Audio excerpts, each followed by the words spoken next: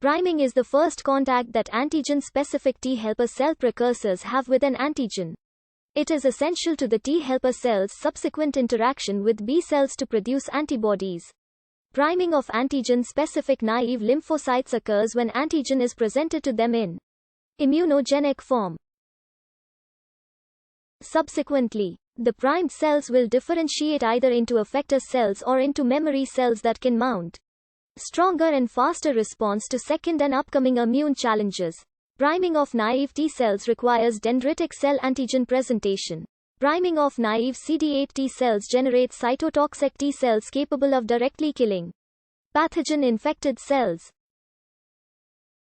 CD4 cells develop into a diverse array of effector cell types depending on the nature of the signals they receive during priming. CD4 effector activity can include cytotoxicity, but more frequently it involves the secretion of a set of cytokines that directs the target cell to make a particular response. This activation of naive T cell is controlled by a variety of signals. Recognition of antigen in the form of a peptide MHC complex on the surface of a specialized antigen-presenting cell delivers signal 1. Interaction of co-stimulatory molecules on antigen-presenting cells with receptors on T cells delivers signal 2, and cytokines that control differentiation into different types of effector cells deliver signal 3. Cross-priming refers to the stimulation of antigen-specific CD8 plus cytotoxic T lymphocytes by dendritic cell presenting an antigen acquired from the outside of the cell. Cross-priming is also called immunogenic cross-presentation. This mechanism is vital for priming of CTLs against viruses and tumors. Immune priming is memory-like phenomenon described in invertebrate taxa of animals.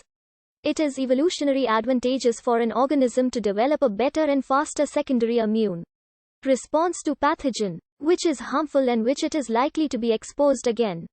Invertebrates' immune memory is based on adaptive immune cells called B and T lymphocytes, which provide an enhanced and faster immune response when challenged with the same pathogen for a second time. It was assumed that invertebrates do not have memory-like immune functions because of their lack of adaptive immunity, but in recent years evidence supporting innate memory-like functions were found. In invertebrate immunology, the common model organisms are different species of insect. The experiments focusing on immune priming are based on exposing the insect to dead or sublethal dose of bacteria or microbes to elicit the initial innate immune response. Afterwards, the researchers compare subsequent infections in primed and non-primed individuals to see if they mount a stronger or modified response. It seems that the results of immune priming research are showing that the mechanism differs and is dependent on the kind of insect species and microbe used for given experiment. That could be due to host pathogen coevolution. For every species is convenient to develop a specialized defense against a pathogen. Reactive oxygen species or activation of prophenol oxidase cascade.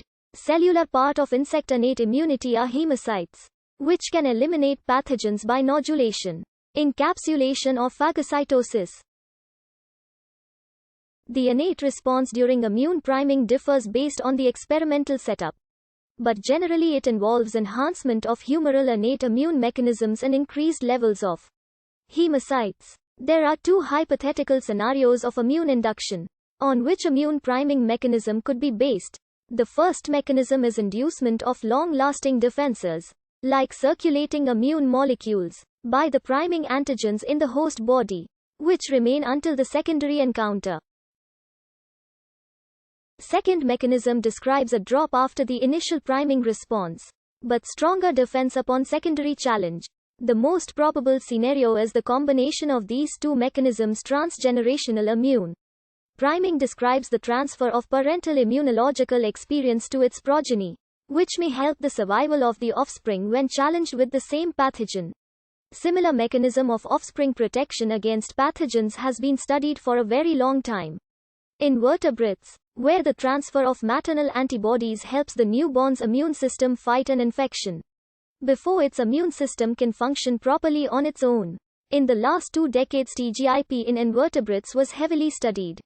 Evidence supporting Tgip were found in all coleopteran, crustacean, hymenopteran, orthopteran and mollusk species, but in some other species the results still remain contradictory.